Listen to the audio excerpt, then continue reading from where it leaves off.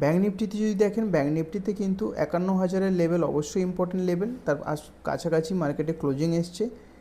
51,000 পরে যদি নিচে ক্লোজিং আসা স্টার্ট হয় তাহলে কিন্তু 50,800 বা 50,770 এগুলো কিন্তু ইম্পর্টেন্ট লেভেল, এবং 50,600 কিন্তু একটা বড় সাপোর্ট জোন মার্কেটের জন্য। এবং তার নিচে যদি দেখেন সেই 50,400 আর এবং 50,300 লেভেল আবার কিন্তু মার্কেটে ইনট্যাক্ট থাকছে ব্যাঙ্ক নিফটিতে যেভাবে ফল দেখা যাচ্ছে।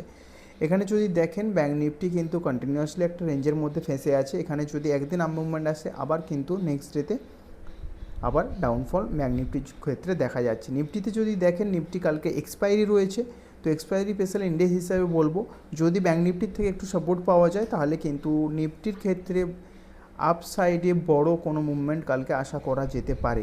আমরা গ্যাপ আপ যদি প্ল্যানিং করি মার্কেটের ক্ষেত্রে তা